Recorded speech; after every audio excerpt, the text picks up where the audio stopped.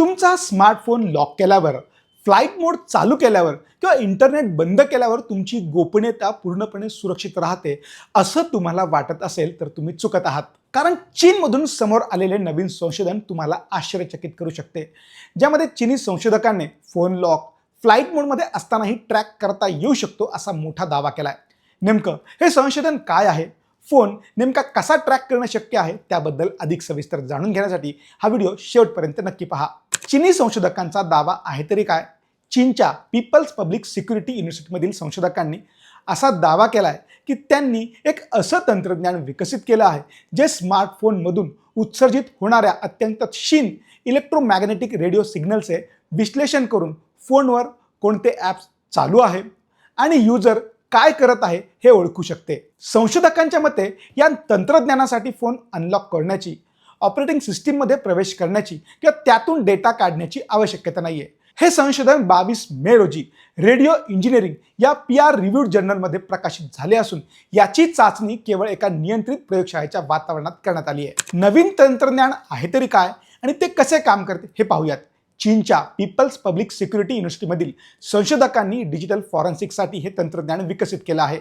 शोध निबंधानुसार हे एक नॉन कॉन्टॅक्ट फॉरेन्सिक तंत्र आहे, म्हणजेच फोनला स्पर्श न करता किंवा त्याच्या ऑपरेटिंग सिस्टीममध्ये किंवा स्टोअर केलेल्या डेटामध्ये प्रवेश न करता माहिती गोळा केली जाऊ शकते.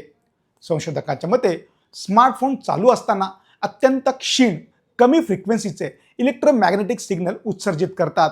हे सिग्नल वेगवेगळ्या ॲप्स आणि युजर्सच्या वापरानुसार बदलत असतात. या सिग्नलचे विश्लेषण करून फोनवर कोणते ॲप्स वापरले जात आहे हे निश्चित केले जाऊ शकते. संशोधनानुसार ही पद्धत डिजिटल तपासादरम्यान अतिरिक्त तांत्रिक पुरावे गोळा करण्यास मदत करू शकते. 99% अधिक अचूकतेचा दावा.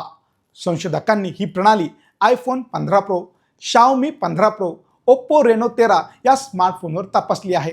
चाचणी दरम्यान WeChat video call, Byju, maps, SMS browser, camera, cloud storage यासारख्या ॲप्सची ओळख 99.07% अचूकतेने करण्यात आल्याचा दावा करण्यात आला आहे.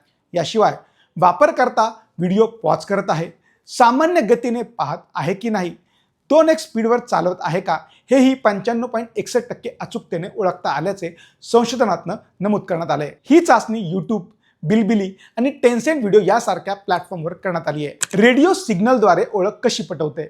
संशोधन पत्रानुसार प्रत्येक मोबाईल ॲप फोनच्या हार्डवेअरचा वापर वेगवेगळ्या प्रकारे करतो.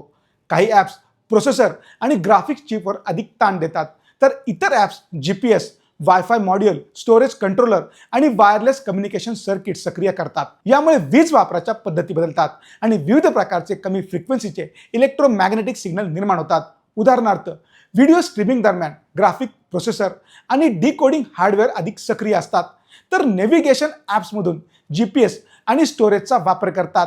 आर्टिफिशियल इंटेलिजन्स हे वेगवेगळे सिग्नल ओळखते आणि फोनवर कोणते ॲप व कोणत्या प्रकारची क्रिया चालू आहे याचा अंदाज या निमित्ताने लावला जातो.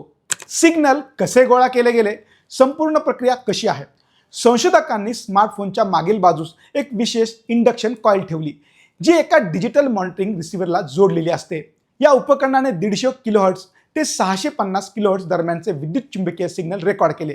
त्यानंतर हे सिग्नल टाइम फ्रिक्वेन्सी स्पेक्ट्रोग्राममध्ये रूपांतरित केले गेले आणि स्पेक्ट्रोग्राम ट्रान्सफॉर्मर डीप क्लिनिंग मॉडेलचा वापर करून त्यांचे विश्लेषण केले. संशोधकांच्या मते ही पद्धत तपास यंत्रणांना फोनमधील डेटा न काढता वर्तणुकीशी संबंधित संकेत गोळा करण्यास मदत करू शकते. लक्ष वेधून न घेता विशेष परिस्थितीमध्ये तपास करण्यासाठी हे एक उपयुक्त तंत्र असल्याचं देखील संशोधकांचं मत आहे. आता संशोधनात पुढे काय होणार ते देखील पाहूयात, कारण हे संशोधन पूर्णपणे प्रयोगशाळेतील नियंत्रित वातावरणात करण्यात आले. सिग्नल टिपण्यासाठी अत्यंत संवेदनशील उपकरण फोनच्या अगदी जवळ ठेवावे लागले. गर्दीचे वातावरण, अधिक नंतर किंवा प्रत्यक्ष वापरायच्या परिस्थितीत ही पद्धत किती प्रभावी ठरेल याबाबत संशोधकांनी कोणताही दावा केलेला नाहीये. संशोधक आता या तंत्रज्ञानाद्वारे अनोळखी स्मार्टफोनची ओळख पटवणे, प्रत्येक डिव्हाइसचा स्वतंत्र इलेक्ट्रोमॅग्नेटिक फिंगरप्रिंट तयार करणे आणि कमी खर्चिक उपकरणांद्वारे असे सिग्नल टिपण्यावर ते संशोधन करत आहेत. या नवीन संशोधनाबद्दल तुम्हाला काय वाटलं आम्हाला कॉमेंट करून नक्की सांगा.